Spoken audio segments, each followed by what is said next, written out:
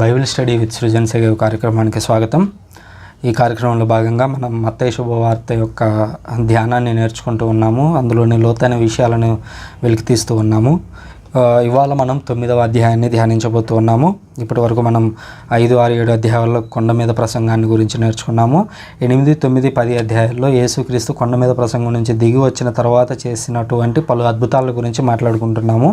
ఇందులో భాగంగా గుర్తించాల్సినటువంటి ఒక అంశం ఏంటంటే, కొండ మీద నుంచి దిగి వచ్చిన తర్వాత యేసుక్రీస్తు పర్టికులర్గా 10 అద్భుతాలను చేసినట్లుగా చూస్తూ ఉన్నాం. అంటే తర్వాత శిష్యులకు ఆజ్ఞ ఇస్తారంటే మీరు వెళ్ళి అన్ని చోట్లకు వెళ్ళి బోధించండి అని శిష్యులను ఎన్నుకొని దానికి చెప్పినట్లుగా చూస్తున్నాం. దానికి ముందుగా అంటే అక్కడ ఒక సెపరేషన్ లైన్ అనేది మత్తయ్య గారు పెట్టారు. సో ఆ లైన్కు ముందు 10 అద్భుతాలను యేసుక్రీస్తు మొత్తం చేసినట్లుగా చూస్తున్నాం. అంటే 8, 9 అధ్యాయాల్లోనే ఈ 10 అద్భుతాలు మనకు కనిపిస్తూ ఉంటాయి అన్నమాట. సో ఈ 10 అద్భుతాలను మాత్రమే ఎందుకు చేశాడు అనేది మనం కొంచెం లోతుగా అబ్జర్వ్ చేస్తే మనకు పాత నిబంధన వెంటనే గుర్తు రావాలి. ఎందుకనంటే కొండ మీదకి ఎక్కిన తర్వాత అప్పట్లో మోషే 10 ఆజ్ఞల ఫలకాలతో కిందికి వచ్చాడు, 10 ఆజ్ఞలతో కిందికి వచ్చాడు. ఇప్పుడు యేసుక్రీస్తు కూడా కొండ మీద కూర్చొని ప్రసంగం చేశాడు. ప్రసంగం చేసిన తర్వాత కిందికి వచ్చిన తర్వాత ఆయన తన అధికారాన్ని ప్రదర్శిస్తూ 10 అద్భుతాలను చేశాడు.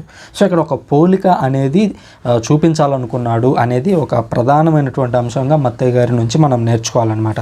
ఇవాళ 9వ అధ్యాయాన్ని ధ్యానించబోతున్నాం. 9వ అధ్యాయం 1 నుంచి 8 వచనాల వరకు కూడా పక్షవాత రోగిని స్వస్థపరిచినటువంటి అంశం గురించి యేసుక్రీస్తు బోధించినట్లుగా చూస్తూ ఉన్నాము.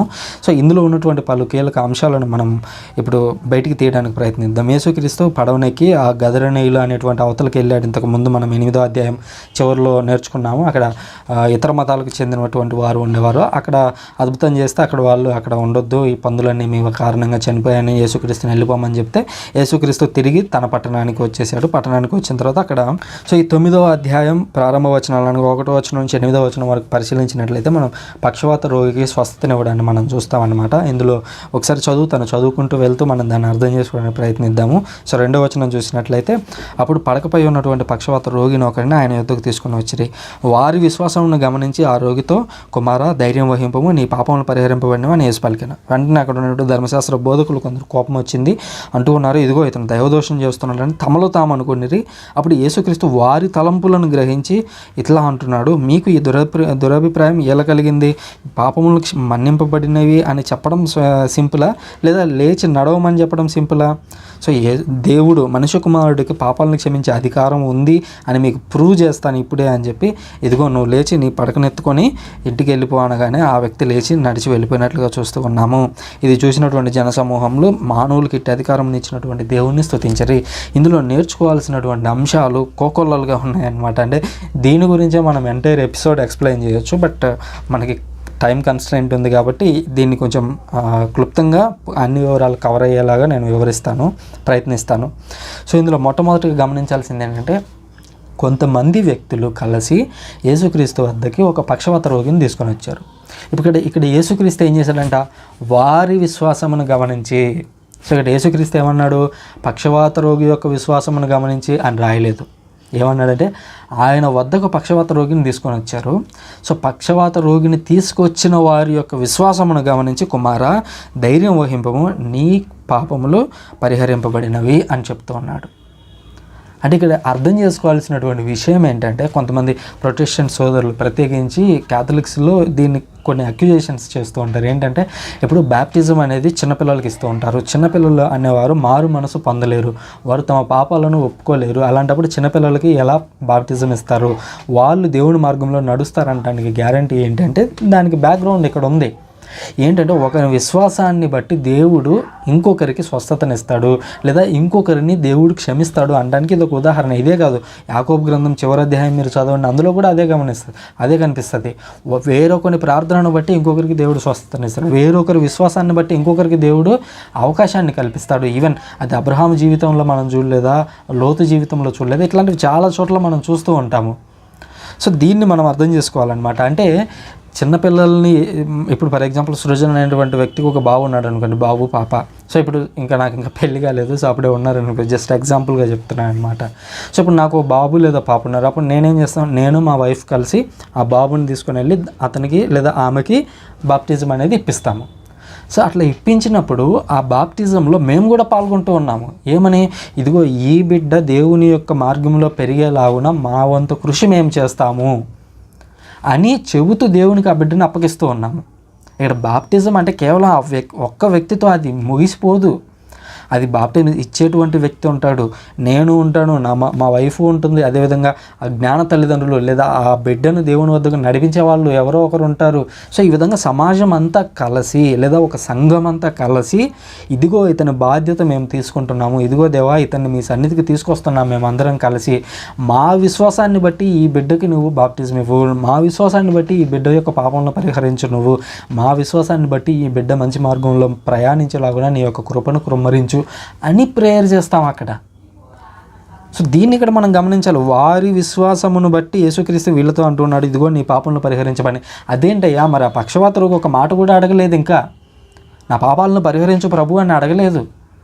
కానీ యేసుక్రీస్తు తీసుకొచ్చినటువంటి వారి విశ్వాసాన్ని బట్టి, ఇదిగో ఇతను నడవగలిగే, ఆ తర్వాత అంటే స్వస్థత కలిగిన తర్వాత ఆ మంచాన్ని ఎత్తుకొని వెళ్ళిపోయాడంట ఆ వ్యక్తి.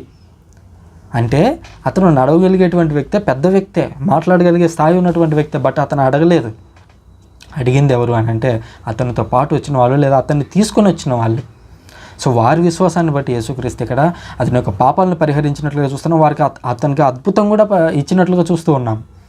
సో కాబట్టి ఇతరుల మీద అక్యూజేషన్స్ చేసే ముందు ప్రత్యేకించి ప్రొటెస్టెంట్ సోదరులు దీన్ని కొద్దిగా గమనించాల్సిందిగా మిమ్మల్ని కోరుతూ ఉన్నారు.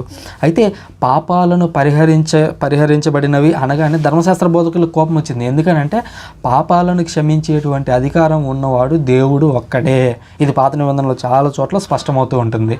సో ఇప్పుడు ఈ ధర్మశాస్త్ర బోధకులకు కోపం వస్తుంది. ఏమని, ఎందుకనంటే ఇదిగో నువ్వు దైవ దూషణ చేస్తున్నావు, నువ్వు దేవుణ్ణి దూషిస్తూ ఉన్నావు. ఏమని, ఇదిగో నీ పాపాలను పరిహరించబడుతున్నాయి. పాపాలను పరిహరించేవాడు దేవుడు ఒక్కడేనయ్యా, నువ్వెందుకు పరిహరిస్తావు పాపాలని అనేంతగా ధర్మశాస్త్ర బోధకులు కోపడుతున్నారు. అయితే అది వాళ్ళు బయటికి అనట్లేదు, వాళ్ళ మనసుల్లో అనుకుంటున్నారంట. అయితే యేసుక్రీస్తు వారి తలంపులను గ్రహించి, అంటే ఇక్కడ యేసుక్రీస్తు మళ్ళీ తన అధికారాన్ని, తన యొక్క మహిమతత్వాన్ని ఆయన ఇక్కడ చూపించడం మనం చూస్తున్నాం. అంటే ఆయనలో దైవత్వం ఉంది అని చెప్పడానికి ఇది ఒక రుజువు. వారి ఎదుటవారి వ్యక్తిలో ఉన్నటువంటి ఆలోచనలను గ్రహించినటువంటి యేసుక్రీస్తు వారితో అంటూ ఉన్నాడనమాట. ఏమనంటే వారి తలంపులను గ్రహించిన యేసు 4వ వచనంలో అంటూ ఉన్నాడు, మీకు ఈ దురభిప్రాయము ఏల కలిగెను, నీ పాపములు మన్నింపబడినవి అనడం సులభమా, లేక నీవు లేచి నడువు అని అనడం సులభమా? యేసుక్రీస్తు ఇక్కడ వాళ్ళకు ఒక ఛాలెంజ్ విసురుతున్నాడు. ఏమని, ఇదిగా పాపాలను క్షమించబడతాయి అని నేను అంటున్నాను, సో దాన్ని సులభమని మీరు అనుకుంటున్నారేమో, అంటే అది నేను చేయలేను అని మీరు అనుకుంటున్నారేమో, బట్ నేను దానికంటే గొప్ప కార్యాన్ని చేస్తాను, అప్పుడైనా మీరు ఫస్ట్ దాన్ని నమ్ముతారా? ఇప్పుడు నేను పాపాలను క్షమించాను అంటే మీరు నమ్మట్లేదు, దీనికంటే నేను గొప్పదాన్ని చేస్తాను, అప్పుడు నువ్వు నమ్ముతావా? ఇది సింపుల్గా చెప్పాలి అని అంటే, మనకు అర్థమయ్యే భాషలో చెప్పాలంటే, ఇప్పుడు ఒక చదువుకునేటువంటి విద్యార్థి ఉన్నాడు. ఆ చదువుకునేటువంటి విద్యార్థి అక్కడ ఉన్నటువంటి టీచర్ ఒక టాస్క్ ఇచ్చాడు, ఒక లెక్క ఇచ్చాడు. ఆ లెక్కని అతను సాల్వ్ చేసి తర్వాత రోజు తీసుకెళ్ళాడు. అయితే ఆ టీచర్కి ఇతని మీద నమ్మకం కలగలేదు. ఏమని, ఓహో ఇతని నిన్న ఇంటికి వెళ్ళాడు కాబట్టి మేబీ వేరే వాళ్ళ ద్వారా చేయించుకొని వచ్చాడేమో అనేటువంటి డౌట్ వచ్చింది. అప్పుడు ఆ విద్యార్థి డైరెక్ట్గా ఏమని చెప్పొచ్చు, ఆ డౌట్ అతనికి వచ్చి ఎక్స్ప్రెస్ చేసినప్పుడు ఈ విద్యార్థి ఏమనొచ్చు, నేను ఇంత చిన్న టాస్క్ పూర్తి చేస్తేనే నేను వేరే వాళ్ళ దగ్గర తెలుసుకున్నాను మీరు అనుకుంటున్నారు కదా, ఇంకా మీరు నెక్స్ట్ చాప్టర్, ఇప్పుడు 5వ చాప్టర్ మీరు నాకు ఎక్స్ప్లెయిన్ చేస్తున్నారు మ్యాథ్స్, బట్ నేను 6th చాప్టర్లో ఉన్నటువంటి విషయాన్ని కూడా నేను మీకు చెప్తా, అప్పుడైనా మీరు నన్ను నమ్ముతారా అని ఆ విద్యార్థి అన్నాడు అనుకోండి, ఆ టీచర్కి ఇంకా నోటి మాట వస్తుందా? అంటే ఇక్కడ టీచర్ని అవమానించడం అని కాదు ఉద్దేశం ఏంటంటే, ఈ విద్యార్థి అనేటువంటి వ్యక్తి ఆల్రెడీ 6th చాప్టర్ కూడా చదివేశాడు. సో 5th చాప్టర్లో ఉన్నటువంటి ఆ లెక్క అనేది పెద్ద విషయం కాదు అతనికి. సో ఇక్కడ యేసుక్రీస్తు ఏమంటున్నాడంటే, ఇదిగో పాపాలు క్షమించబడతాయి అని అంటే, ఆ పాపాలు క్షమించబడ్డాయో లేదో లిటరల్గా మనకు కనిపించదు, ఆ మాట అనేయచ్చు. ఇప్పుడు సృజన్ కూడా చూస్తున్నటువంటి మీ అందరి పాపాలు క్షమించబడును గాక అన్నాను అనుకోండి, అవి క్షమించబడతాయేమో, బట్ నాకు తెలియదు, జస్ట్ ఒక ఎగ్జాంపుల్ లాగా చెప్తాను, మీరు దీన్ని సీరియస్గా తీసుకోవద్దు. సో నేను పాపాలు క్షమించబడును గాక, మీ అందరి పాపాలు క్షమించబడును గాక నేను అనొచ్చు నేను, బట్ దానికి ప్రూఫ్ ఏంటి? అది సులభమా? లేకపోతే ఇప్పుడు మీ చూస్తున్నటువంటి మీలో పెద్ద కష్టం ఉంది ఒకటి, ఆ కష్టం పేరు నేను చెప్పి దాన్ని నేను తొలగించేశాను అనుకోండి, అప్పుడు మీరు నమ్ముతారు, ఓహో అయితే దీని ముందు చెప్పినటువంటి మాట కూడా నిజమే అని అనుకుంటారు. ఈ రోజుల్లో చాలామంది బోధకులు, ప్రత్యేకించి ఈ కరోనా అనేది ప్రపంచమంతా కూడా వ్యాపించిన తర్వాత కొంతమంది బోధకులు అబ్బాబ్బాబ్బా వారి గురించి ఎంత తక్కువ మాట్లాడుకుంటే అంత మంచిది, బట్ చెప్పాలి కాబట్టి చెప్తున్నాను. విషయం ఏంటంటే వాళ్ళు ఎట్లాంటి బోధకులు అని అంటే ఈ విధంగా స్క్రీన్ ముందు కూర్చొని మాట్లాడుతుంటారు. అది రికార్డింగ్ ఒకప్పుడు జరిగింటుంది. వాళ్ళు ఏమంటారంటే, ఇదిగో ఈ వీడియో చూస్తున్న వారిలో ఒక స్త్రీ ఉంది, లేదా ఒక పురుషుడు ఉన్నాడు, అతనికి ఫైనాన్షియల్ సమస్య ఉంది, ఇంకొక స్త్రీ ఉంది, ఆమెకి విధమైనటువంటి ఆరోగ్యపరమైన సంబంధం ఉంది, ఆరోగ్యపరమైనటువంటి ఒక సమస్య ఉంది, వారిని దేవుడు ఈ క్షణంలోనే ఈ చేతులు ఇలా వస్తాయి. ఇది నాకు అలవాటు కాదు, జస్ట్ చెప్తున్నాను. చేతులు ఇలా వచ్చి దేవుడు ఈ క్షణంలోనే మిమ్మల్ని బాగు చేస్తున్నాడు యేసుక్రీస్తు నామంలో. దేవుడు ఏంటి ఈ సోది అంతా ఏంది అంటే, ఇప్పుడు దేవునికి తెలుసు, ఇప్పుడు దీన్ని చూస్తున్నవారు ఎవరు అనే విషయం దేవునికి తెలుసు. ఒకవేళ దేవుడు నిజంగానే చెప్తున్నాడు అని అనుకుంటే, ఇదిగో పలాని వ్యక్తి నవీన్ అనేటువంటి వ్యక్తి నువ్వు చూస్తూ ఉన్నావు, లేదా సృజన్ అనేటువంటి వ్యక్తి నువ్వు చూస్తున్నావు, సృజన్ ఇదిగో నీ జీవితంలో పలాని సమస్య ఉంది అని అన్నాడు అనుకో, అప్పుడు మనం నమ్ముతాం. ఎందుకంటే లిటరల్గా ఒక వ్యక్తిని పేరు పెట్టి పిలిచాడు, నెంబర్ 1. నెంబర్ 2, అతనికి ఉన్నటువంటి అతనికి ఉన్నటువంటి ప్రాబ్లం ఏంటి అనేది రైజ్ చేసాము. 3వది అది నీకు నయం అవుతుంది. ఇట్లా 3 రకాలుగా 3 స్టెప్స్లో కనిపించాలి. కానీ వాళ్ళు ఈ 3 స్టెప్స్లో ఏది గ్యారంటీ ఉండదు. ఎందుకంటే మొదటి ఇక్కడ ఉన్న వారిలో ఒకరు అని అంటారు, వాళ్ళ పేర్లు చెప్పరు. ఈ దొంగ బోధకులు, అబద్ధ బోధకులు, ఈ స్వస్థతల గురించి చెప్తారు చూడండి, వీళ్ళు అనమాట మెయిన్. వాళ్ళు ఏంటంటే చెప్తారనమాట, ఇదిగో మీ కనపడుతున్న వారిలో మీకు ఒకరికి దేవుడు ఈ రోగాన్ని నాకు చూపిస్తున్నాడు, ఆ రోగాన్ని వదలగొట్టేశాడని. మీరు అసలు అట్లాంటి వాళ్ళు కనపడితే ముందు పోయి తన్నాలి ముందు. ఎందుకనంటే వాళ్ళ దగ్గర నిజం లేదు. మనం ఇంతకు ముందే ఆల్రెడీ ఒక అధ్యాయంలో చెప్పుకున్నాము, ఏమని? కపట బోధకులు వస్తారు. కపట బోధకులు అంటే ఎవరు? మీకు ఏవైతే ప్రసంగాలు నచ్చుతాయో అవే చెప్తారనమాట వాళ్ళు. అంటే మీరు ఫైనాన్షియల్ స్ట్రెస్లో ఎవరు ఉండరు చెప్పండి? సృజన అనేవాడికి ఫైనాన్షియల్ స్ట్రెస్ ఉండదా? అసలు లిటరల్గా చెప్పుకోవాలంటే, ప్రత్యేకించి నేను ఈ వీడియో రికార్డ్ చేస్తున్నటువంటి మంత్లో మీరు చెప్తే నమ్మరు, నా బ్యాంక్ బ్యాలెన్స్ తిప్పి కొడితే 80 రూపాయలు 90 రూపాయలు ఉంది ఇప్పుడు ఈరోజు. ఎందుకంటే దాని ముందు నెలలో నేను సెలవులు పెట్టాను, కొద్ది రోజులు ఇంటి దగ్గర ఉన్నాను. ఆ ఇంటి దగ్గర ఉన్నటువంటి సెలవుల రోజుల్లో నాకు శాలరీ రాలేదు. అందువల్ల ఉన్న బిల్స్ అన్నీ పే చేసేసరికి నా దగ్గర ₹1 కూడా మిగలలేదు. ఇంకా అప్పు తీసుకోవాల్సి వచ్చింది మంత్లో. అంటే నాకు ఫైనాన్షియల్గా ప్రాబ్లం ఉంది. మరి ఇప్పుడు ఏ బోధకుడైనా కూడా నేను ఒక వీడియో ఓపెన్ చేసి చూస్తున్నాను అనుకోండి, ఇదిగో మీలో చూస్తున్న వారిలో ఒకరిలో మీకు ఈ మంత్ ఆర్థికంగా చాలా కష్టాలు. ఎందుకు ఉండవు ఆర్థిక కష్టాలు? ఎవరికి ఉండవు? మా రూమ్మేట్ ఉన్నాడు మౌలి అని, ఆయనకు 95,000 అప్పు ఉందంట. ఆయన నిన్ననే అన్ని లెక్కలేసి పైనుంచి కింద వరకు తెల్ల కాగితంలో మొత్తం లెక్కలేసుకున్నాడు. 95,000 అప్పు తేలిందంట అతనికి. సో అప్పులు అనేవి ఎవరికి ఉండవు, కష్టాలు అనేవి ఎవరికి ఉండవు. మనిషి అనేవాడు భూమి మీద ఎప్పుడైతే జీవిస్తూ ఉంటాడో వాడికి కష్టాలు అనేవి ఉంటూనే ఉంటాయి. ఈ దొంగ బోధకులు, కపట ప్రవక్తలు ఏం చేస్తారంటే, ఈ కష్టాలను ఆసరాగా చేసుకుని ప్రజలను మోసం చేస్తూ ఉంటారు. ఇదిగో నీకు ఆర్థిక కష్టాలు ఉన్నాయా, దేవుని దగ్గరికి రా. ఇదిగో నీకు చదువు రావట్లేదా, దేవుని దగ్గరికి రా. ఎందుకు ఇట్లాంటి బోధలు చేస్తారు? ఇప్పుడు చదువు రావాలంటేనే దేవుని దగ్గరికి రావాలనా? లేదా నీకు ఆర్థిక కష్టాలు తీరాలంటేనే దేవుని దగ్గరికి రావాలనా? అంటే దేవునికి నువ్వు బిస్కెట్లు వేస్తావా? నేను నీ దగ్గరికి వస్తాను, నువ్వు నాకు అది ఏంటి, ఈ ఒప్పందం ఏంటి? సో ఇవి కాదు, మీరు ఈ భూలోక సంబంధమైనటువంటి విషయాల గురించి మీరు ఆసక్తి పెట్టొద్దు, లక్ష్య పెట్టొద్దు. ఇప్పుడు నాకు ఈ నెలలో ఆర్థిక కష్టాలు ఉన్నాయి. ఆర్థిక కష్టాలు పోవాలని మోకాళ్ళ మీద కూర్చొని నేను ప్రేయర్ చేయాలా? లేదు కదా. అంటే నా జీవితం ఏంటి, నా ఖర్చులు ఏంటి అనేది నాకు తెలుసు. దానికి అనుగుణంగా నేను మలుచుకున్నాను అనుకోండి, నేను ప్రత్యేకించి ఆ గడ్డు పరిస్థితిని ఒక నెలలో ఎదుర్కోగలుగుతాను. ఇంకో నెలలో ఫుల్ శాలరీ వచ్చినప్పుడు నేను ఈజీగా ఆ పరిస్థితులన్నిటి నుంచి కూడా బయటపడగలను.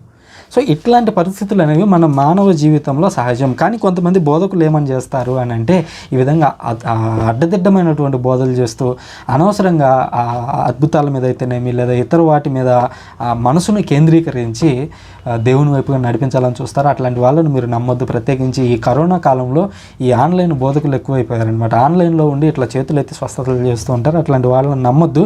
ఒకవేళ మీరు నమ్ముతారని అనుకుంటే అది మీ వ్యక్తిగత అభిప్రాయం, నేను దాన్ని ఖండించను. ఎందుకంటే ఖండించే హక్కు నాకు లేదు కాబట్టి జస్ట్ మీకు సజెస్ట్ చేయగలను. మీరు లక్ష్య పెట్టాల్సింది ఏంటి? మనం మంచిగా బతకాలి, మన చుట్టూ ఉన్న వారికి నలుగురికి వీలైనంత సాయం చేయాలి, మనం సంతోషంగా ఉండాలి, ఇతరులను కూడా సంతోషంగా ఉంచేందుకు ప్రయత్నించాలి. దేవుడు ఏదైతే పనులను కోరుకుంటున్నాడో వాటిని చేయడానికి ప్రయత్నించాలి. ఇది దేవుడు మన నుంచి కోరుకునేది. మనకు కష్టాలు ఉండవా అంటే అల్టిమేట్గా ఉంటాయి. వాటి గురించి మనం ప్రేయర్ చేయొచ్చు, దేవుడు వాటి నుంచి విడిపించడానికి ప్రయత్నిస్తాడు. అంతేగాని నువ్వు కష్టాల కోసమే దేవుని దగ్గరికి రావద్దు, లేదా కష్టాల కోసమే ఒక బోధకుడి యొక్క బోధలు వినవద్దు అనేటువంటి విషయాన్ని మీకు ఇక్కడ స్పష్టం చేస్తున్నాడు. ఇక్కడ యేసుక్రీస్తు అదే చెప్తున్నాడు. ఏమంటున్నాడంటే, మీ పాపాలను క్షమించడం అనేది ఈజీనా, లేదంటే ఇదిగో నువ్వు పడకనెత్తుకొని నడువు అని ఒక పక్షవాత రోగితో చెప్పడం ఈజీనా? యేసుక్రీస్తు రెండోది చేసి చూపించినట్లుగా మనం అర్థం చేసుకుంటున్నాం. ఇక్కడ ఇంకొక విషయాన్ని కూడా ప్రొటెస్టెంట్ సోదరులు అర్థం చేసుకోవాల్సింది ఏంటంటే, పాపాలను క్షమించేటువంటి అధికారం గురువులు, ఇప్పుడు ఈవెన్ పాప సంకీర్తన అని చెప్పి గురువుల దగ్గరికి వెళ్ళి కథోలికులు తమ పాపాలను చెవులో చెప్తూ ఉంటారనమాట. దేవుని తరపున వాళ్ళు క్షమాపణను అందజేయడం మనం చూస్తున్నాం. ఇది ఒక దివ్య సంస్కారంగా కాథలిక్ చర్చిలో అందిస్తూ ఉంటారు. సో దీన్ని వాళ్ళు క్వశ్చన్ చేస్తూ ఉంటారు. ఇక్కడ యేసుక్రీస్తు చేసింది కూడా అదే. ఏమని 8వ వచనంలో ఉంది, అది చూసినటువంటి జనసమూహంలో భయపడి మానవులకు ఇట్టి అధికారం ఇచ్చారు. ఏమని అధికారము? పాపాలను క్షమించేటువంటి అధికారం దేవుడు మనుషులకు ఇచ్చాడు. అది మనుష్య కుమారుడి ద్వారా నెరవేరింది. యేసుక్రీస్తు ఇక్కడ అంటూ ఉన్నాడు, మనుష్య కుమారుడికి ఆ అధికారం ఉంది అని మీకు ఇక్కడ ప్రూవ్ చేస్తాను అని అంటూ ఉన్నాడు.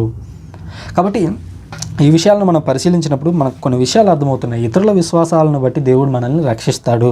దేవుడు వారి యొక్క ప్రార్థనలను బట్టి దేవుడు మనల్ని కష్టాల నుంచి బయటపడవేస్తాడు అనేటువంటి విషయాలు మనం గుర్తించాలి. అదేవిధంగా యేసుక్రీస్తు అద్భుతాలను చేసేటప్పుడు ఆయన డ్యామ్ షూర్గా ఉన్నాడు. అంటే ఇదిగో పాపాలను క్షమిస్తున్నాడు, నెంబర్ 1. నెంబర్ 2, నువ్వు పడకనెత్తుకొని నడుస్తావు, ఇది నెంబర్ 2.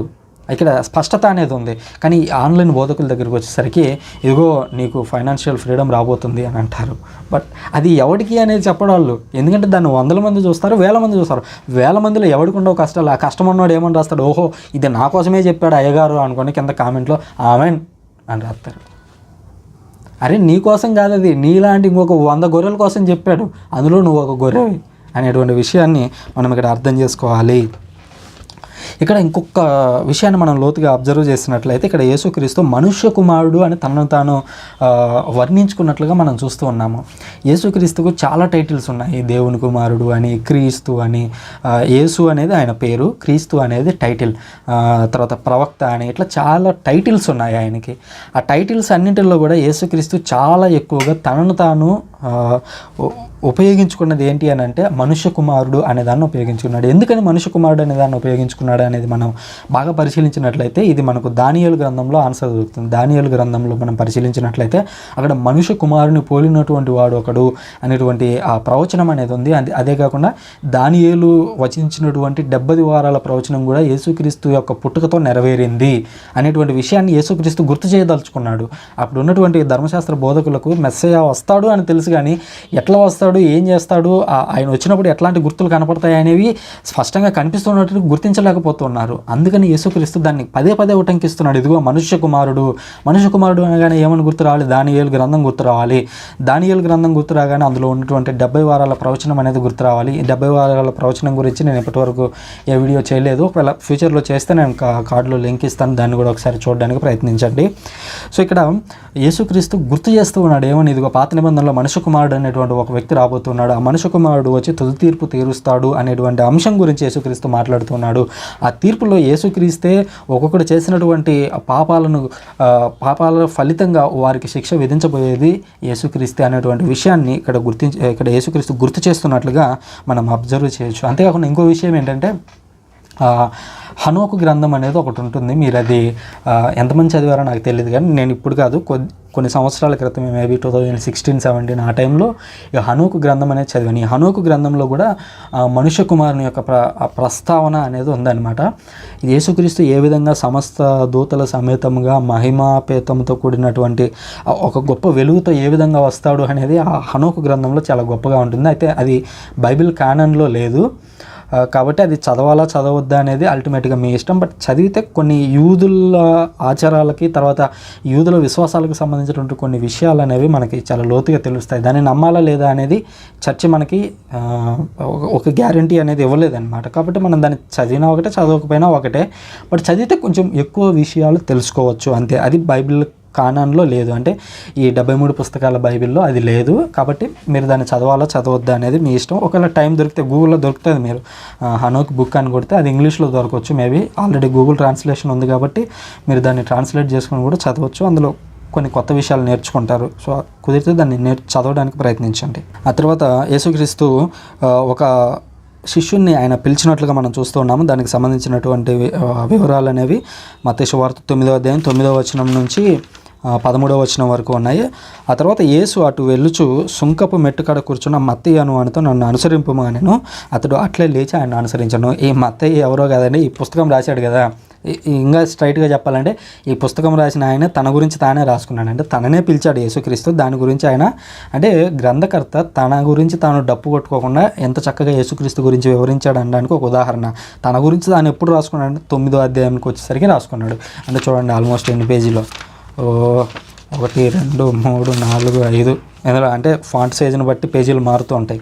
సో ఇందులో 5 పేజీలు అయిన తర్వాత 6వ పేజీలో, పేజ్ కూడా కాదు ఇది 5 పేపర్స్, ఇది 6 పేపర్ అంటే ఆల్మోస్ట్ 12వ పేజీ. సో 12 పేజీలు వచ్చే వరకు కూడా మత్తయ్య గారు తన గురించి తను చెప్పుకోలేదు. ఆ తర్వాత కూడా స్ట్రైట్గా ఒకటే మాట చెప్పాడు. ఏమనంటే ఏదో మత్తయ్య అనువానితో నన్ను అనుసరింపు అన్నాడు, అనుసరించాడు. వెంటనే అది అయిపోయింది. దీని గురించి మనం ఆల్రెడీ 1వ అధ్యాయంలోనే మత్తయ్య గారి గురించి నేర్చుకున్నాము. ఒకవేళ మీరు అది చూడకపోయింటే దాన్ని చూస్తే మీకు ఇంకా కొన్ని విషయాల గురించి నేర్చుకుంటారు. ఆ తర్వాత 10వ వచనంలో చూసినట్లయితే ఆ ఇంటిలో యేసు భోజనమును కూర్చుండినప్పుడు సుంకరులు పాపులు అనేకులు వచ్చి ఆయనతోనూ శిష్యులతోనూ కలిసి కూర్చుండిరి. అది చూసిన పరిచయులు, మీ బోధకుడు సుంకరులతో పాపులతో కలిసి భుజించున్నాడేమి ఆయన శిష్యులను ప్రశ్నించిరి. ఆ మాటలను ఆలకించిన యేసు వ్యాధిగ్రస్తులకే కానీ ఆరోగ్యవంతులకు వైద్యుడు అక్కర్లేదు కదా. ఇక్కడ బ్యాక్గ్రౌండ్ మనం పరిశీలించాలి. అదేంటంటే మత్తయ్య గారిని పిలిచాడు. మత్తయ్య అనేట ఆయన ఒక సుంకరి in the sense tax collector. అంటే రోమన్ అధికారులు ఉన్నారు. రోమన్ అధికారుల కింద పనిచేస్తూ ప్రజల నుంచి పన్నులను వసూలు చేసి ఇతను వీటిని రోమన్ సైనికులకి లేదా రోమన్ అధికారులకు ఇచ్చేవాళ్ళు అనమాట.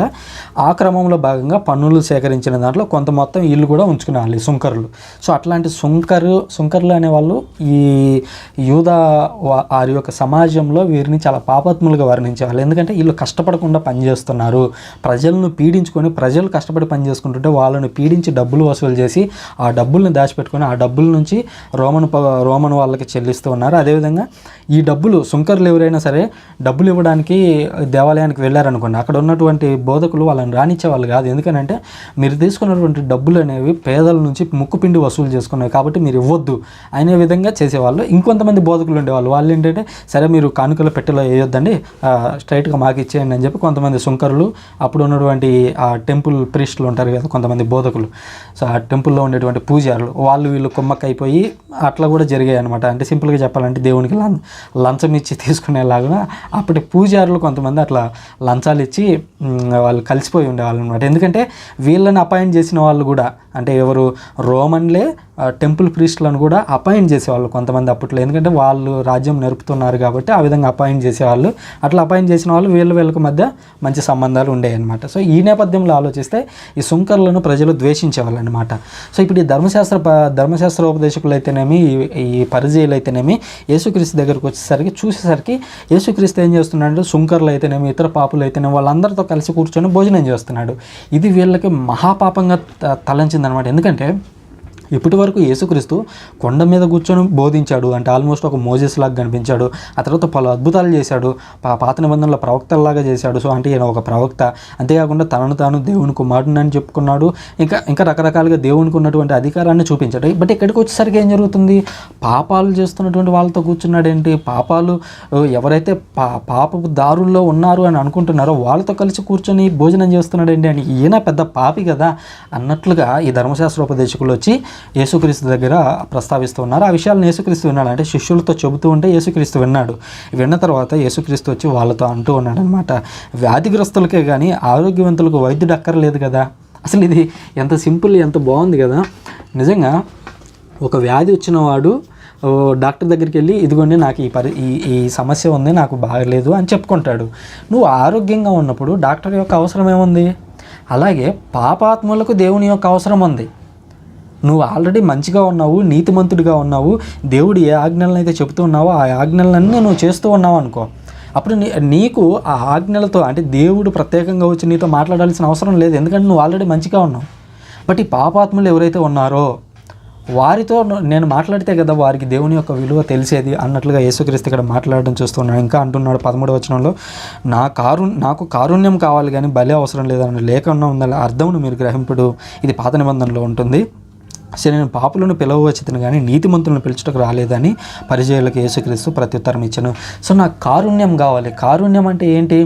ఇదిగో కరుణతో దేవుని యొక్క బోధనలను చెప్పేటువంటి వాళ్ళు కావాలి నాకు, లేదా అందరినీ కూడా దేవుని వద్దకు నడిపించేందుకు కరుణ అనేటువంటి ఒక ఆయుధం నాకు కావాలి తప్ప నేను పాపులను దూరం చేసేసి నేను ఎవరినైతే పిలవడానికి వచ్చానో, నేను ఎవరి కోసమైతే భూమి మీదకు వచ్చానో, ఎవరి కోసమైతే మానవ రూపం దాల్చానో వాళ్ళనే నేను దూరంగా పెట్టేస్తే ఇక నా లక్ష్యం ఏంటి అనేది యేసుక్రీస్తు ఇక్కడ స్పష్టం చేయడం మనం చూస్తున్నాం. ఈ రోజుల్లో చాలామంది కూడా బోధకులు అనేవాళ్ళు పాపాన్ని ద్వేషించడానికి బదులుగా పాపాత్ములను ద్వేషిస్తూ ఉంటారు. ఇక్కడ మనం ద్వేషించాల్సింది పాపాత్ములను కాదు, వారిలో ఉన్నటువంటి పాపపు క్రియలను ద్వేషించాలి. వారిలో మార్పును తీసుకొచ్చేందుకు మనం చివరి క్షణం వరకు ప్రయత్నించాలి. అంతే అది. ఇప్పుడు ఉదాహరణకి యేసుక్రీస్తు ఒక వ్యక్తి వచ్చి యేసుక్రీస్తు అంటాడు, నేను ఎన్నిసార్లు క్షమించాలి అని అంటే 70 మార్లు క్షమించు అని అంటాడు. సాధారణంగా యూదుల్లో 7 అంటే పరిపూర్ణ సంఖ్య. 7 × 70 అన్నాడు అనుకోండి, 7 × 70 అంటే ఒక నెంబర్ వస్తుంది, సంథింగ్ 749 సంథింగ్ ఏదో నెంబర్ వస్తుంది. బట్ ఆ నెంబర్తో కాదు నువ్వు లెక్కేసుకోవాల్సింది. 7 × 7 7 అంటేనే పరిపూర్ణత. 7 × 7 అంటే ఎన్నిసార్లు ఇంకా పరిపూర్ణత అంటే నువ్వు ఎన్నిసార్లు వీలైతే అన్నిసార్లు క్షమించాలి. సో ఇక్కడ కూడా అదే విషయాన్ని చెప్తున్నాడు, నాకు కారుణ్యం కావాలి, నేను పాపాత్ములను క్షమించడానికి వచ్చాను. పాపాత్ములను క్షమించడానికి వచ్చానంటే అర్థం ఏంటి? నేను పాపులను ద్వేషించడానికి రాలేదు. వారిలో పాపాలు ఉండొచ్చు మేబీ, బట్ వారిని నేను ఎందుకు త్యజించాలి, వారిని ఎందుకు దూరం చేయాలి? నేను వారిలో మారు మనస్సును కలుగజేసి దేవుని రాజ్యంలోకి ప్రవేశించేందుకే నేను వచ్చాను అనేది యేసుక్రీస్తు వారికి స్పష్టం చేస్తూ ఉన్నట్లుగా చూస్తాను. నాకు బలి అవసరం లేదు. బలి అంటే ఏంటి? ఆ రోజుల్లో సాధారణంగా ఏదైనా తప్పు చేసినప్పుడు వీళ్ళు వెంటనే వెళ్ళి యూదులు బలులు ఇచ్చేసేవారనమాట. బలి ఇస్తే నా పాపం పోయింది అని అనుకుంటారు. సో నువ్వు బలి ఇవ్వడం కాదు నాకు కావాల్సింది. ఇప్పుడు యేసుక్రీస్తు అంతకు ముందు కూడా కొండ మీద ప్రసంగంలో చెప్పడం చూస్తాం, నీ సోదరుడి మీద నీకు కోపం ఉందనుకో, నువ్వు ముందు నా దగ్గరికి రావడం కంటే ముందుగా, అనగా నా బలిపీఠం దగ్గరికి రావడం కంటే ముందుగా నువ్వు వెళ్ళి ముందు నీ సోదరుడితో సఖ్యపడి అప్పుడు నా దగ్గరికి రా అని అంటాడు. ఇక్కడ అదే నాకు కావాల్సింది. నాకు కారుణ్యం కావాలి, నువ్వు ఎదుటివాడిని క్షమించడం నేర్చుకోవాలి, అది నాకు కావాల్సింది. నాకు కావాల్సింది నువ్వు బలి ఇవ్వడం కాదు. బలి ఏముంది, అది ఆప్షనల్. దేవుడు క్షమించాలని అనుకుంటే బలి అవసరం ఉందా? అక్కడ అవసరం లేదు. దేవుడు క్షమించాలి అని అనుకున్నాడు, ఇక్కడ కారుణ్యం చూపించాలి అని అనుకున్నాడు. సో దాన్ని ఇక్కడ యేసుక్రీస్తు చెబుతూ ఉన్నట్లుగా మనం చూస్తూ ఉన్నాము. కాబట్టి ఇతరులను మనం క్షమించడం నేర్చుకుందాం. 9వ అధ్యాయంలో ఇంకొక ముఖ్యమైనటువంటి విషయాలు మనం గుర్తించాల్సి ఉంది. అదేంటంటే 14 నుంచి 17 వచనాలు చూసినట్లయితే ఉపవాసం అనేటువంటి ఒక ప్రత్యేకమైనటువంటి అంశం గురించి మాట్లాడే ఇక్కడ విషయం ఏంటంటే, యేసుక్రీస్తు ఆయన శిష్యులు ఎప్పుడూ ఉపవాసం ఉండడం కనిపించట్లేదు. కానీ ఈ పరిచయులు, శాస్త్రులు ఇట్లాంటి వాళ్ళు మొత్తం వారానికి 2 రోజులు ఉపవాసం ఉండేవాళ్ళు ఆ రోజుల్లో.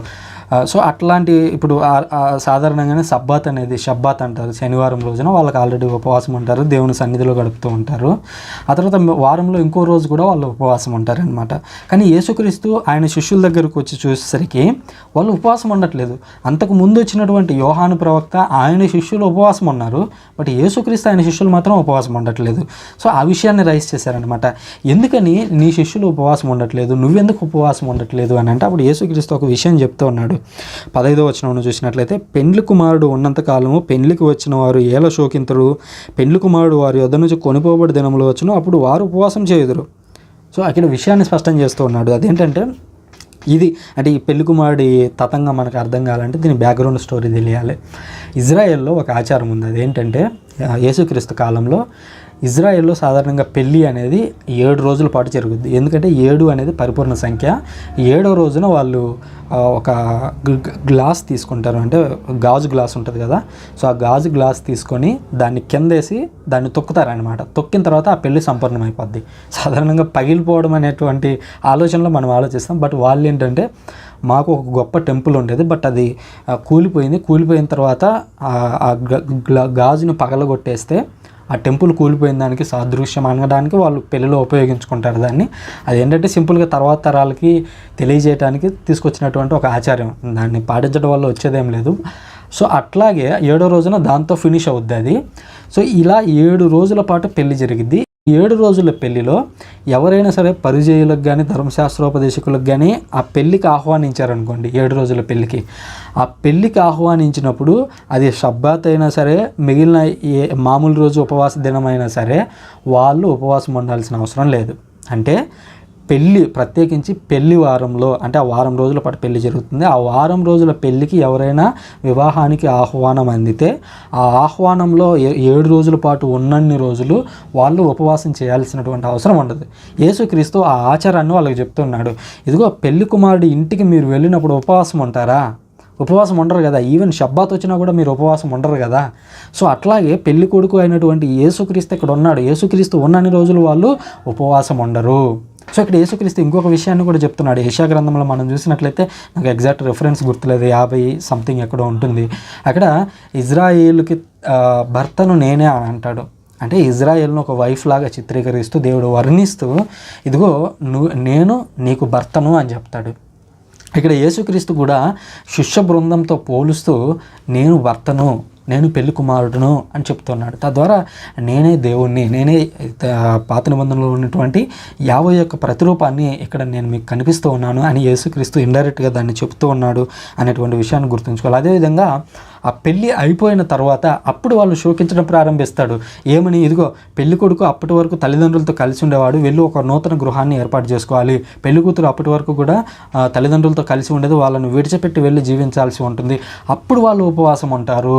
ఈ విధంగా వాళ్ళు 7 రోజుల పాటు ప్రశాంతంగా ఉపవాసం అనేది లేకుండా బతుకుతారు. కానీ ఆ పెళ్లి కుమారుడు పెళ్లి కుమార్తె వెళ్ళిపోయేటువంటి సమయం వచ్చినప్పుడు వాళ్ళు ఏడవడం మనం చూస్తాం. అట్లాగే నేను కూడా వాళ్ళతో ఉన్నన్ని రోజులు వాళ్ళు ఉపవాసం ఉండాల్సిన అవసరం లేదు. ఎప్పుడైతే నేను వెళ్ళిపోతానో, ఎప్పుడైతే నేను మరణించి ఇక్కడ నుంచి భూమి మీద నుంచి వెళ్ళిపోతానో, అప్పుడు వాళ్ళు ఉపవాస దినాలు ఆరంభమవుతాయి. అప్పుడు అసలైనటువంటి నూతన యెరూషలేము, ఒక కొత్త ఇజ్రాయేల్ అనేది అప్పటి నుంచి ప్రారంభం అవబోతుందని యేసుక్రీస్తు చెప్పడం మనం చూస్తున్నాం. ఇంకా 16వ వచనంలో చెప్తున్నాడు, పాత గుడ్డకు మాసిక వేటుకు కొత్త గుడ్డను ఎవరు ఉపయోగించినో అట్లు ఉపయోగించిన కొత్త గుడ్డ కుంగుట వలన పాత గుడ్డ మరింతగా చినిగిపోవును. ఇక్కడ ఒక సింపుల్ ఎగ్జాంపుల్ చెప్తున్నాడు. అదేంటంటే క్లాత్ ఉందనుకోండి. ఇప్పుడు ఈ షర్ట్ ఉంది. ఈ షర్ట్ ఇది చెప్తే మీరు నమ్మరేమో, ఇది 2014లో కొన్నాను, ఇంకా ఉంది నా దగ్గర. సో ఈ షర్ట్ అనేది 2014ది. ఇప్పుడు ఇక్కడ ఎక్కడన్నా ఒక చిన్నది గీత పడింది లేదా కొంచెం చినిగింది అనుకోండి. చినిగినప్పుడు నేను ఏం చేస్తాను? ఒక కొత్త దాన్ని తీసుకొని వచ్చి దీనికి మాసిక వేస్తానా, లేదంటే పాత దాంతోనే వేస్తానా? ఇప్పుడు కొత్త దాన్ని తీసుకొని వచ్చి దీనికి మాసిక వేస్తే ఏమవుతుంది? ఈ క్లాత్కి ఆ కొత్త దానికి ఉండేటువంటి సాగేటువంటి గుణం ఏదైతే ఉందో అది ఉతికేటప్పుడు ఏమవుతుందంటే అది సాగడమో లేదంటే కుంచుకుపోవటమో వల్ల ఈ క్లాత్ కూడా దెబ్బతింటుంది. అందువల్ల దీనికి మాసిక వేయాలంటే పాతగా ఆల్రెడీ ఉపయోగించిన దాన్నే వాడాలి.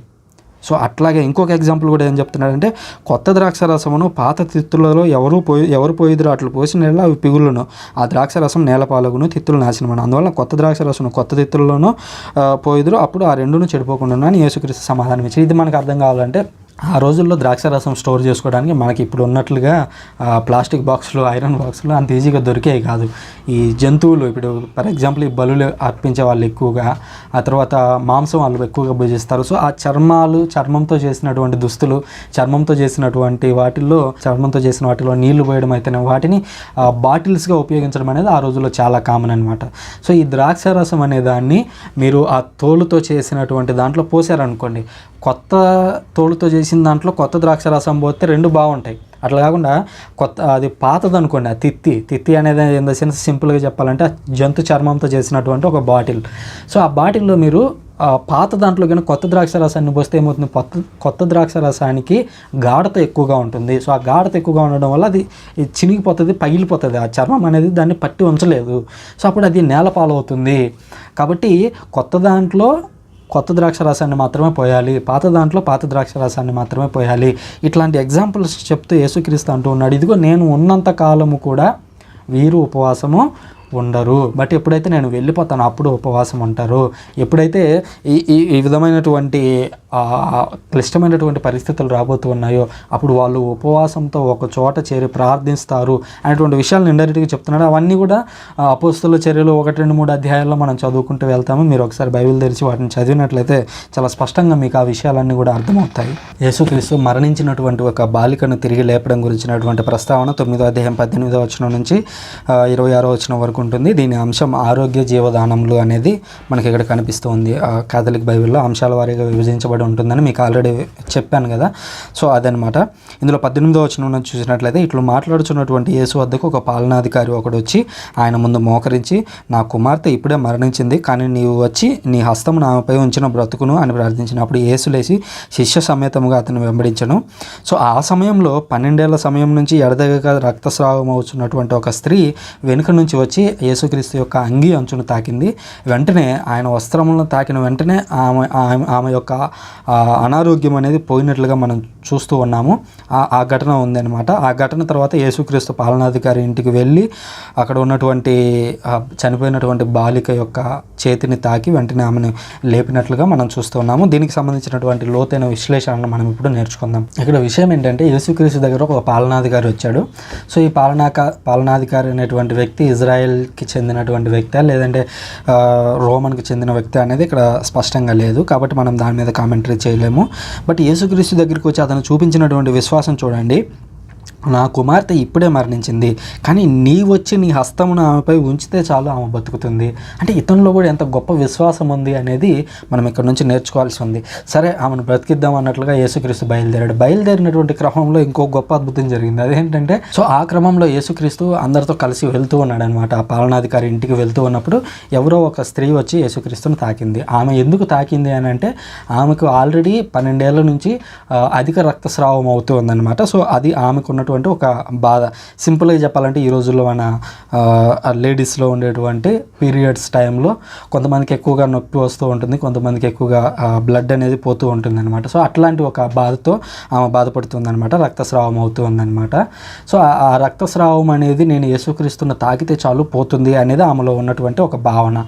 సో దీన్ని మనం చాలా లోతుగా స్టడీ చేయాల్సి ఉంది. ఎందుకంటే ఇజ్రాయెల్లో ఆ రోజు ఉన్నటువంటి పరిస్థితులు ఎట్లా ఉన్నాయో ఈరోజు ఇండియాలో కావచ్చు, ప్రపంచమంతటా కూడా దాదాపు ఇట్లాంటి ఆలోచనలు అనేవి మనుషుల్లో, ప్రత్యేకించి పురుషాధిక్య సమాజాల్లో చాలా ఎక్కువగా ఉంటాయి. అదేంటంటే, ఎవరైనా స్త్రీ పీరియడ్స్ సమయంలో ఉన్నప్పుడు, ఋతుస్రావంలో ఉన్నప్పుడు ఎవరిని కూడా తాకకూడదు, ఆమె ఇంటికే పరిమితమై ఉండాలి, ఇంట్లో మూలలో కూర్చోవాలి అనేటువంటి అనేకమైనటువంటి చెడ్డ ఆచారాలు ఇప్పటికీ కూడా మన సమాజంలో ఉన్నాయి. ఆ రోజుల్లో అయితే ఇంకా ఘోరం అనమాట. అంటే ఆమె ఎన్ని రోజులైతే ఆ విధంగా ఋతుస్రావంలో ఉంటుందో అన్ని రోజులు ఇల్లు దాటి బయటికి రాకూడదు. అంతేకాకుండా దేవాలయంలోకి వెళ్ళడానికి అర్హతే లేదు. కానీ ఇక్కడ యేసుక్రీస్తు దగ్గరికి ఆమె స్ట్రైట్గా వచ్చి యేసుక్రీస్తును తాకడం మనం చూస్తున్నాం. యేసుక్రీస్తు నిజంగా యూదా సంప్రదాయాలను అనుసరించేవాడైతే, అంటే యూదులు ఏవైతే సంప్రదాయాలను అనుసరిస్తూ ఉన్నారో వాళ్ళని అనుసరించేటువంటి వ్యక్తి అయితే వెంటనే ఆమెను ఖండించి యేసుక్రీస్తు వెళ్ళి దబా వెళ్ళి నేను ఈరోజు నాకు మైలపడిపోయిందని చెప్పి షాంపూ తీసుకుని, ఆ రోజుల్లో షాంపూ లేదు, మేము షాంపూ తీసుకుని ఒళ్ళంతా పూసుకొని రుద్దేసుకుని ఆడాము. కానీ యేసుక్రీస్తు అట్లా చేయలేదు. ఏమన్నాడు? వెనక్కి తిరిగి అన్నాడంట. వెనక్కి తిరిగి చూడండి, 22వ వచనంలో యేసు వెనుకకి తిరిగి ఆమెను చూసి, కుమారి ధైర్యం వహింపము, నీ విశ్వాసము నేను స్వస్థపరచును. ఆమె భయపడుతూ ఉంటుంది ఆ క్షణంలో. వెనక్కి తిరగగానే అమ్మ యేసుక్రీస్తు ఏమంటాడు, నా పని అయిపోయింది అని అనుకుంటుంది. బట్ యేసుక్రీస్తు తిరిగి అంటున్నాడు, కుమారి నువ్వు భయపడొద్దు, నువ్వు ధైర్యం వహింపు, నీ విశ్వాసం నిన్ను స్వస్థపరిచింది. సో ఇక్కడ అంటూ ఆ తర్వాత మైలబడిపోవటము ఇట్లాంటి ఏమీ ఉండవు. ఇట్లాంటి ఆచారాలను మీరు పాటించవద్దు. ఈవెన్ ఎవరైనా ఇంట్లో మరణించినా సరే, సో సాధారణంగా ఇంట్లో మరణించడం అంటే పాత రోజుల్లో ఏంటంటే రోగాలు ఉండేవి, ఆ రోగాలకి మందులు ఉండేవి కదా. ఇప్పుడు కరోనా ఉంది, కరోనాతో ఎవరైనా ఇంట్లో చనిపోయారనుకోండి, వాళ్ళు సాధారణంగానే వేరే వారి ఇంటికి వెళ్ళలేరు. ఎందుకంటే వైరస్ అనే జాడలు మనలో ఉంటాయేమో, అంతే తప్ప చనిపోయారు కాబట్టి వాళ్ళు మైల పడలేరు ఎప్పుడు. ఆ చనిపోవడానికి రీజన్ ఏదైతే ఉందో, ఒకవేళ అది అంటురోగం అయితే అందరికీ వ్యాపించేటువంటి అవకాశం ఉంది కాబట్టి దానికి ఒక మైల అనేటువంటి పేరు పెట్టి వాళ్ళని దూరంగా ఉంచారేమో తప్ప అది మనుషులను దూరం పెట్టకూడదు అనేటువంటి విషయం మనం నేర్చుకోవాలి. ఋతుస్రావంలో అసలు ఎట్లాంటి రూల్స్ పాటించాల్సినటువంటి అవసరమే లేదు. స్ట్రైట్గా మీరు చర్చిలోకి వెళ్ళిపోవచ్చు, దివసప్రసాదం తీసుకోవచ్చు, దాని మీద అసలు ఎట్లాంటి రిస్ట్రిక్షన్స్ అనేవి లేవు. ఎక్కడైనా రిస్ట్రిక్షన్స్ అనేవి జరిగితే వెంటనే అధికారులకు తెలియజేయండి, ఎవరో ఒకరి ద్వారా దాన్ని బయటికి తీసుకొచ్చేటువంటి ప్రయత్నం అనేది చేయండి. ఎందుకనంటే నిజ దేవాలయమైనటువంటి యేసుక్రీస్తునే ఆ ఋతుస్రావంలో అధిక రక్తస్రావం అవుతున్నటువంటి ఒక స్త్రీ వెళ్ళి తాకింది. సో యేసుక్రీస్తు అక్కడ మైలపడలేదు. ఆయన స్ట్రైట్గా దేవాలయము, రెండోది ఆయన దేవుడు.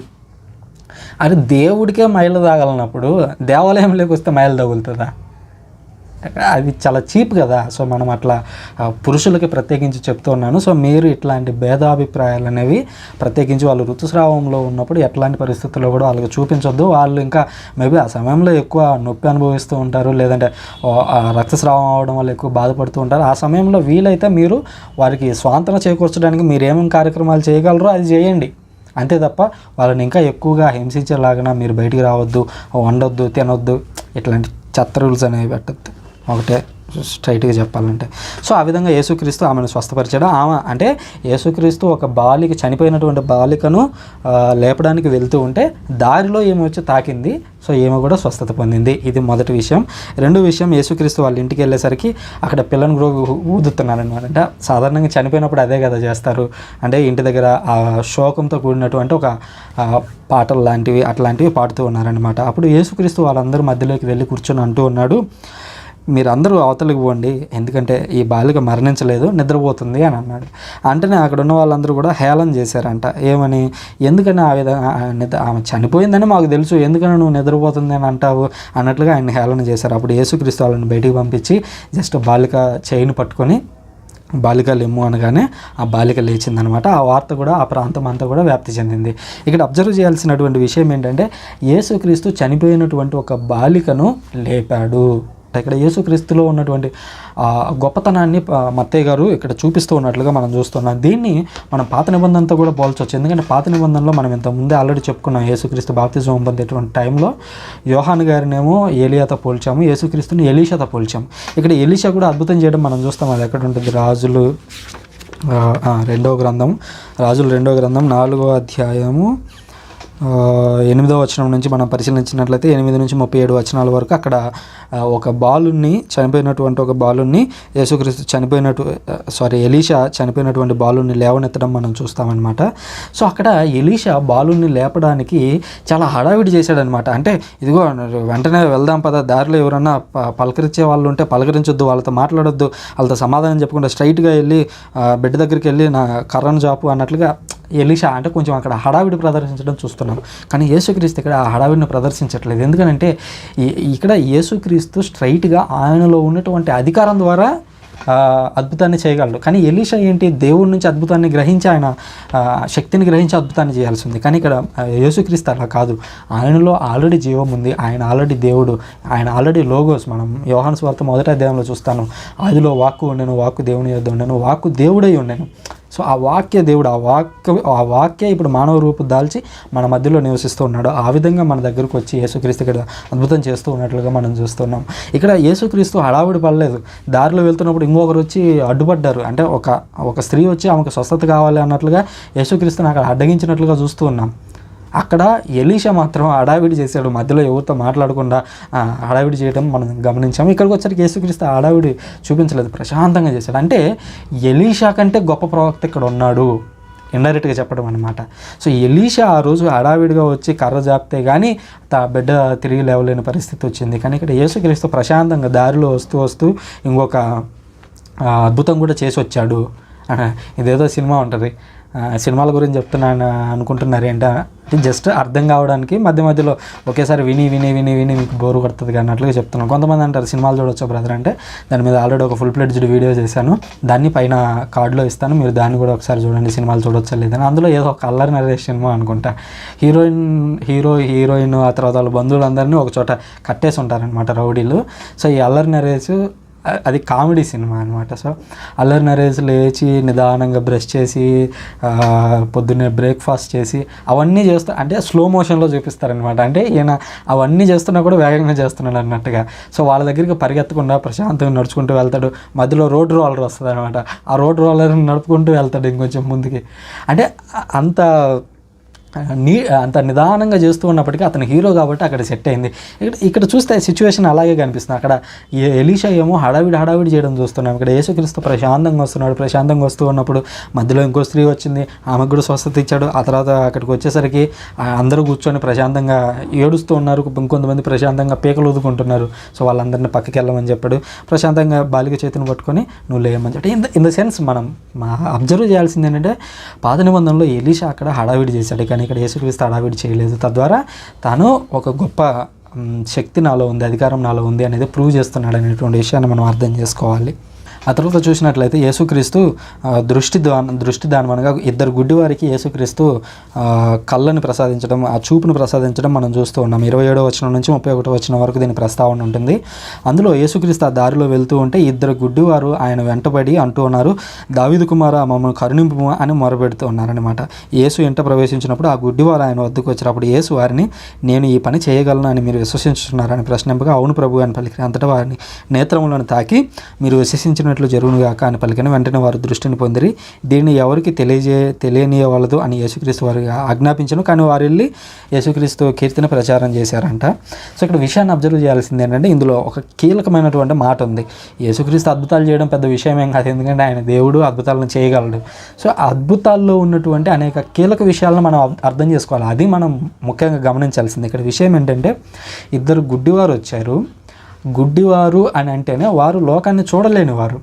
సో లోకాన్ని చూడలేని వారు కూడా యేసుక్రీస్తుని గుర్తించగలిగారు. యేసుక్రీస్తులో ఉన్నటువంటి మహిమ స్వభావాన్ని గుర్తించగలిగారు, యేసుక్రీస్తులో ఉన్నటువంటి దైవత్వాన్ని గుర్తించగలిగారు. బట్ ఎవరైతే కళ్ళున్నాయో, కళ్ళున్నటువంటి ధర్మశాస్త్ర బోధకులు, కళ్ళున్నటువంటి సాధారణ ప్రజలు యేసుక్రీస్తుని గుర్తించలేకపోతున్నారు. ఈ రోజుల్లో మనం కూడా గుడ్డివాళ్ళలాగా ఉండిపోతాము. మనం ఏంటంటే చూడటానికి కళ్ళు అయితే ఉంటాయి, బట్ ఆధ్యాత్మికంగా మనం అందులమై ఉంటాము. దేవుని యొక్క శక్తిని మన జీవితాల్లో గుర్తించలేని వారిగా ఉంటాము. అట్లాంటి వారికి గుర్తుగా యేసుక్రీస్తు ఈ ఇద్దరు గుడ్డివారిని మనకు చూపిస్తున్నారు. ఆ ఇద్దరు గుడ్డివారు యేసుక్రీస్తు వెంటబడి ఏమంటున్నారు తెలుసా? దావీదు కుమారా మమ్ము కరుణింపు, దావీదు కుమారా, దావీదు కుమారా, దావీదు కుమారా. ఇది చాలా ఇంపార్టెంట్ ఫ్రేజ్. అసలు ఈ అంశం మొత్తంలో అత్యంత ఇంపార్టెంట్ అయినటువంటి విషయం ఏదన్నా ఉందా అంటే, ఒకటి వారికి చూపు పొందడం. ఎందుకంటే మనుషులు అనేవారు ఎప్పుడూ ఇంపార్టెంట్. ఆ మనుషుల తర్వాత యేసుక్రీస్తుకి ఇచ్చినటువంటి టైటిల్ దావీదు కుమారా. సో దావీదు కుమార అనగానే మనకు వెంటనే పాత నిబంధన గుర్తు రావాలి. దావీదు కుమారుడు ఎవరు?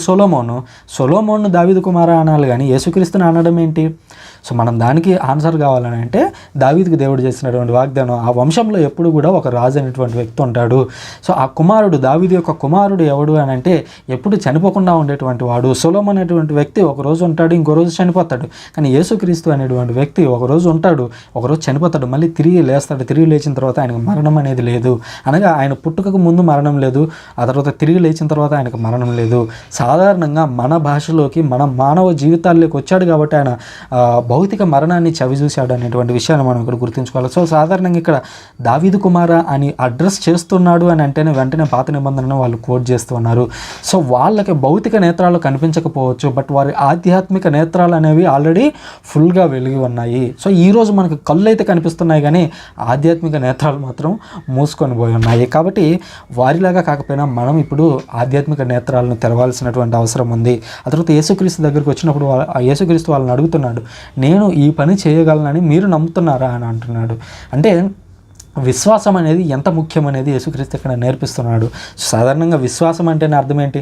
వి ప్లస్ శ్వాసము. శ్వాసం అంటేనే మంచి శ్వాస, గాలి పీల్చుకునేటువంటి గాలి. వి అంటే మంచి.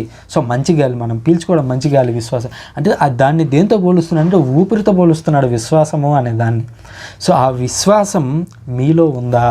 నేను బాగు చేయగలనని మీరు నమ్ముతున్నారా అని అంటే, వాళ్ళు అప్పుడు అవును ప్రభు అన్నారు. అప్పుడు వెంటనే మీరు విశ్వసించినట్లు జరుగునుగా, కానీ వారి కళ్ళను తాకితే వెంటనే వారు చూపును పొందినట్లుగా చూస్తున్నాం. అప్పుడు యేసుక్రీస్తు మళ్ళీ అంటున్నాడు వాళ్ళతో ఏమని, ఈ విషయాన్ని మీరు ఎవరికి చెప్పొద్దు. మనం దీన్ని ఇంతకు ముందు కూడా చూసుకున్నాము, దాన్ని మెసియానిక్ సీక్రెట్ అని అన్నాం. మీరు ఈ విషయాన్ని ఎవరికి చెప్పొద్దు. యేసుక్రీస్తు అద్భుతాలు చేస్తున్నటువంటి ప్రతిసారి కూడా ఈ విషయాన్ని ఎవరికి చెప్పొద్దు అని అంటాడు. ఎందుకు చెప్పొద్దు అంటాడు?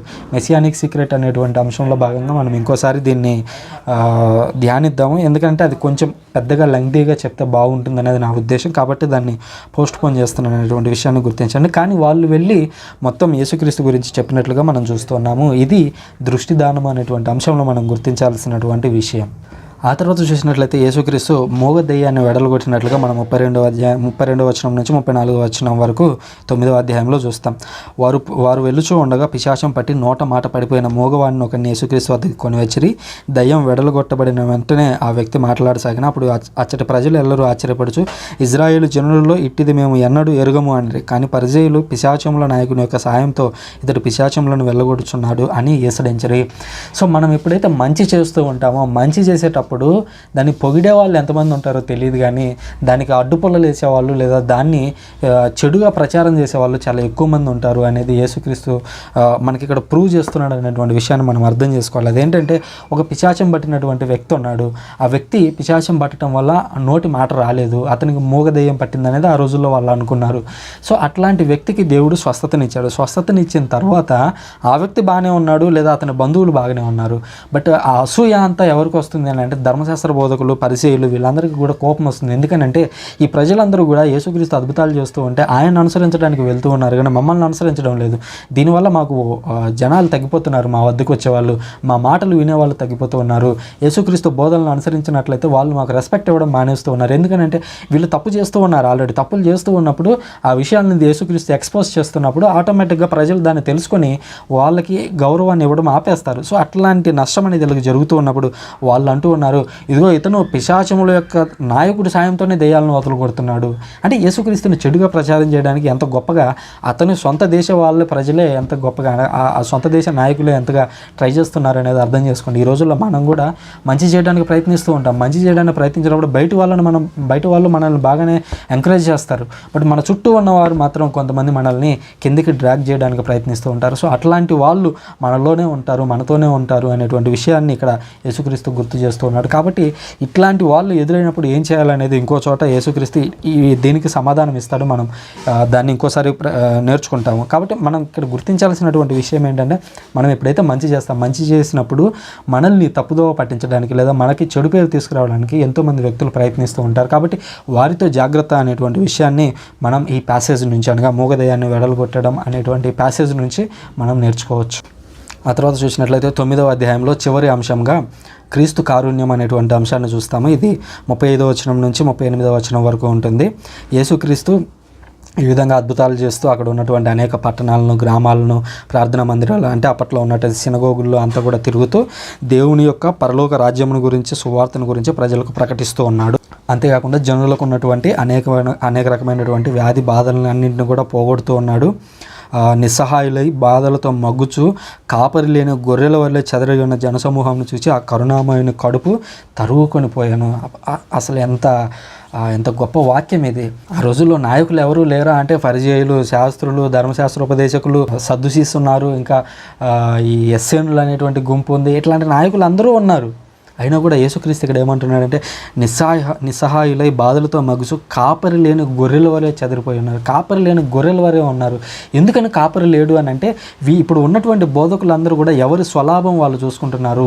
ఈ ప్రజలను గురించి ఎవరు పట్టించుకోవట్లేదు. ప్రజలకు ఉన్నటువంటి బాధలు ఏంటి అనేది ఎవరు పట్టించుకోవట్లేదు. ఒకవైపు సుంకరులు ప్రజలకి అనేక రకమైనటువంటి పన్నులేసి వారి నుంచి డబ్బులు లాగుతూ ఉన్నారు, వారిని చిత్రహింసలు పెడుతూ ఉన్నారు. ఇంకోవైపు రాజు ఉన్నాడు. ఆ రాజు వీరందరి మీద కూడా అధికారాన్ని, పెత్తనాన్ని చెలాయిస్తున్నాడు. ఆ రాజు ఏమో వారి తెగలకు చెందినటువంటి వ్యక్తి కాదు. ఇంకోవైపు బోధకులేమో, ఈ ఫరిజేయులు అయితేనేమో ఇంకా వాళ్ళు ప్రతి విషయంలో కూడా 10% ఎక్స్పెక్ట్ చేస్తూ అది ఏమంటాం, ఈ 10% అంటాం చూడు, తెలుగులో ఏమంటాం దాన్ని, దశంభాగం. సో ఆ దశంభాగాన్ని ఎక్స్పెక్ట్ చేస్తూ ప్రజలను పిండుకొని తింటూ ఉన్నారు. సో వీళ్ళందరూ కూడా ప్రజలను అధికారం చెలాయించడానికే పుట్టారు, కానీ ప్రజలను నడిపించేటువంటి నాయకుడు ఎవడూ లేడు అనేటువంటి విషయాన్ని స్పష్టం చేస్తూ వారిని చూసినప్పుడు ఆయన కడుపు తరుక్కుపోయిందంట. అసలు ఎంత ఒక గొప్ప ఎక్స్ప్రెషన్ ఇది. మత్తయ్య గారు ఎంత చక్కగా రాశారు ఆ విషయాన్ని. దేవుని యొక్క మనసు తరుక్కుపోయినట్లుగా మనం అక్కడ చూస్తున్నాం. అంటే ఎంత ప్రేమ ఉంది దేవునికి. అది ముందే మనం ఆల్రెడీ చూసాం. ఎక్కడ పాపులతోనూ సుంకరులతో కలిసి కూర్చున్నాడు. అప్పుడు పాపులు, సుంకరులు అంటే వాళ్ళు ప్రజల్ని హింసించే వాళ్ళు ఉన్నారు, దిక్కు లేక ఇంకొక మార్గం లేక అందులో ఉన్న వాళ్ళు కూడా ఉంటారు. ఇప్పుడు ఈవెన్ మనం కొన్నిసార్లు చూస్తుంటాం, ఇప్పుడు ఈ ప్రాస్టిట్యూషన్ అనేటువంటి అంశం ఉంది. ఆ రోజుల్లో యేసుక్రీస్తు దగ్గరకు ఒక స్త్రీని పట్టుకొని వచ్చారు. ఇదిగో ఈమె తప్పు చేస్తూ వ్యభిచారం చేస్తూ దొరికింది, ఏమైనా చంపేయమంటారో రాళ్ళతో కొట్టినంటే యేసుక్రీస్తు ఆమెను తప్పిస్తాడు. ఏదో ఒక ఫ్రేజ్ ఉపయోగించాడు, మీలో పాపం చేయని వాడేవాడు అన్నుంటే మొదట రాయేయండి. ఇక్కడ మనం అర్థం చేసుకోవాల్సింది ఏంటంటే, ఆమె తప్పు చేయలేదా అంటే తప్పు చేసింది. బట్ అక్కడ విషయం ఏంటి, యేసుక్రీస్తు ఆమె తప్పు ఎందుకు చేసింది అనేటువంటి బ్యాక్గ్రౌండ్ని చూశాడు. ఆమె బ్యాక్గ్రౌండ్ ఏంటో అక్కడ రాయబడలేదు, బట్ బ్యాక్గ్రౌండ్ ఏమై ఉండొచ్చు అది యేసుక్రీస్తుకు తెలిసింది. ఆ రోజు అది తెలిసింది కాబట్టి ఆమెను వదిలేశాడు యేసుక్రీస్తు. అక్కడ తెలియకపోతే కనీసం కూర్చోబెట్టుకొని స్ట్రైట్గా మొహాన్ని ఆయన చెప్పేవాడు. ఏమన్నాడు, అమ్మా ఇంకోసారి పాపం చేయొద్దమ్మా అన్నాడు. అంటే దాని అర్థం ఇంకొక వృత్తి ఏదో చూసుకోమని చెప్పి ఉండొచ్చు. అది ఆమె ఎందుకు ఆ రంగంలోకి దిగింది అనేది ఆమెకు తెలిసి ఉండకపోతే మనకు తెలియదు, బట్ యేసుక్రీస్తుకి ఆ విషయం తెలుసు. అట్లాగే ఈరోజు ఒకడు దొంగ అయ్యాడని అంటే వెంటనే మనం వాడిని తీర్పు తీర్చడానికి ముందుకెళ్ళిపోతాం. 7వ అధ్యాయంలో అదే నేర్చుకున్నాం మనం. తీర్పు తీర్చడానికి మీరు ముందు ఉండొద్దు. ఎందుకంటే వాడు ఏ పరిస్థితుల్లో దొంగ అయ్యాడో తెలియదు. ఇప్పుడు ఇంతకుముందు ఎప్పుడు 2017లోనో 18లోనో మధు అనేటువంటి ఒక వ్యక్తి కేరళలోనో ఎక్కడో, మరి నాకు ఎగ్జాక్ట్ గుర్తులేదు, ఏదో ఒక చిన్న షాప్లో దొంగతనం చేశాడు, అతన్ని కొట్టి చంపేశారు అతన్ని.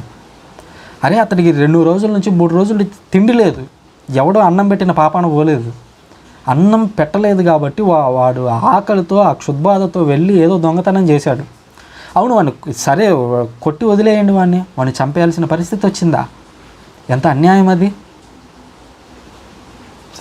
అట్లాంటి ఒక ఘోరమైనటువంటి సమాజంలో మనం ఆ రోజుల్లో యేసుక్రీస్తే జాలిపడ్డాడు. ఈరోజు 2000 సంవత్సరాల తర్వాత హ్యూమన్ రైట్స్ అని చెప్పుకునేటువంటి మనలో అది లేదు. మళ్ళీ మనం చెప్పుకుంటాం అభివృద్ధి చెందిన సమాజం మనదని, పనికి మాలిన సమాజం. సో అట్లాంటి పరిస్థితుల్లో యేసుక్రీస్తు ఆయన కడుపు తరుక్కొని పోయిందంటే వాళ్ళందరితో కలిసి కూర్చున్నాడు, వాళ్ళతో కలిసి వాళ్ళ బ్యాక్గ్రౌండ్లో ఉన్నటువంటి పరిస్థితిని ఆయన అర్థం చేసుకున్నాడు. జక్కయ్య ఉన్నాడు, జక్కయ్య ఇంటికి వెళ్ళాడు. జక్కయ్య ఏం ప్రజల నుంచి పీడించుకొని తినలేదంటే పీడించుకొని తిన్నాడు, బట్ ఆయన ఏ పరిస్థితుల్లో ఆ పరిస్థితుల్లోకి మారిపోయాడో యేసుక్రీస్తు దాన్ని అర్థం చేసుకున్నాడు. అందుకని వెళ్ళి ఆయన మనస్సును మార్చాడు. సో అట్లాంటి గొప్ప క్రియలను చేయడానికి యేసుక్రీస్తు ముందుకు వచ్చినట్లుగా చూస్తున్నాం. ఇంకా యేసుక్రీస్తు అన్నాడు, పంట మిక్కుటము కానీ కోతగాండ్రు తక్కువ, కావున పంటను సేకరించడానికి కావాల్సిన కోతగాండ్రుని పంపవలసిందిగా పంట యజమానునికి మనవి చేయండి అని దేవునికి చెప్పండి. మీరు బోధకులు అవసరమై ఉన్నారు. బోధకులు అంటే ఎలాంటి వారు? యేసుక్రీస్తు కాలంలో ఉన్నటువంటి బోధకులు లాంటి వాళ్ళు కాదు. ప్రజల యొక్క మనస్సును ఎరిగేటువంటి కాపరులు ఈ రోజుల్లో ఎన్నో చూస్తున్నాం. ఇప్పుడు ఈ వచనాన్ని కూడా ఎవరికి ఉపయోగిస్తాం? మనం ఫాదర్ల కోసం ఉపయోగిస్తాము. అంటే ఫాదర్లు రావాలి, పాస్టర్లు రావాలి, ఎంతోమంది అంటే జనాలు ఎక్కువ మంది ఉన్నారు, వాళ్ళకి బోధించేందుకు ఫాదర్లు లేరు అని చెప్పి ప్రీస్ట్లీ వొకేషన్స్కి మనం ఈ మాటను చాలా ఎక్కువగా ఉపయోగిస్తూ ఉంటాము. But at the same time మనం దాని పై వచనాలను కూడా ప్రీస్టులకు అప్లై చేయాలి. ఈ విధంగా ప్రజలను వదిలేసి ప్రజల యొక్క వ్యాధి బాధలను పట్టించుకున్నటువంటి ప్రీస్టులు లేరా అంటే ఎందుకు లేరు? ప్రీస్టుల్లో మంచి వాళ్ళు ఉన్నారు, అనగా గురువులు, పాస్టర్లు, బోధకులు ఎవరైతే ఉన్నారో వీళ్ళల్లో మంచి వాళ్ళు ఉన్నారు. అదే స్థాయిలో అంతకంటే ఎక్కువ స్థాయిలోనే ఇంకా చెడ్డవాళ్ళు కూడా ఉన్నారు. ఎన్నో రకాల స్కాండల్స్ బయటపడుతూ ఉన్నాయి కదా. ఎన్నో రకాల పాస్టర్లు ప్రజలను మోసం చేస్తున్నటువంటి ఘటనలు ఈరోజు పేపర్లో వస్తూనే ఉన్నాయి కదా. చర్చిలో జరుగుతున్నటువంటి చిన్నపిల్లల మీద జరుగుతున్నటువంటి అఘాయిత్యాలు, ఫాదర్లు చేస్తున్నటువంటి అఘాయిత్యాలు ఈరోజు పేపర్లలో వస్తూనే ఉన్నాయి కదా. దీనికి అంతటిగా కారణం ఏంటంటే వాళ్ళు ప్రజల యొక్క బాధలను పట్టించుకోకుండా వారి యొక్క సొంత కోరికలను, వారి యొక్క శరీర కార్యాలను నెరవేర్చుకోవడానికి వాళ్ళు ముందుకు వస్తూ ఉన్నారు. సో ఇట్లాంటి వాళ్ళు కావాల్సింది యేసుక్రీస్తుకి.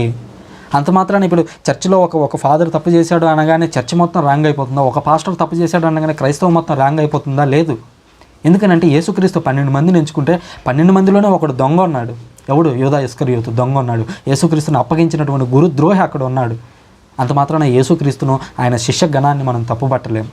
అలాగే ఒక వ్యవస్థలో ఏదైనా తప్పు జరిగిందంటే అది వ్యవస్థ మొత్తం తప్పు కాదు, అది కేవలం ఒక వ్యక్తి యొక్క తప్పు. అలాగే ఫాదర్లు కానివ్వండి, పాస్టర్లు కానివ్వండి, బోధకులు కానీ ఎవరైనా తప్పు చేసినప్పుడు ఆ తప్పుని ఒక్కరి తప్పుగానే మనం చూడాలి తప్ప దాన్ని మొత్తం చర్చ మొత్తానికి మనం ఆపాదించలేము, ఆ వ్యవస్థ మొత్తానికి ఆపాదించలేము అనేటువంటి విషయాన్ని గుర్తుంచుకోవాలి. ఈ విధంగా యేసుక్రీస్తు అడుగుతూ ఉన్నాడు, ఇదిగో మీరు ప్రార్థించండి, ఎక్కువ మంది బోధకులు రావాలి. ఎలాంటి బోధకులు రావాలంటే ప్రజల యొక్క, గొర్రెల యొక్క బాధను అర్థం చేసుకునేటువంటి కాపురుల వంటి వారు మాత్రమే రావాలి తప్ప ఇదిగో దోచుకునే వాళ్ళు రాకూడదు.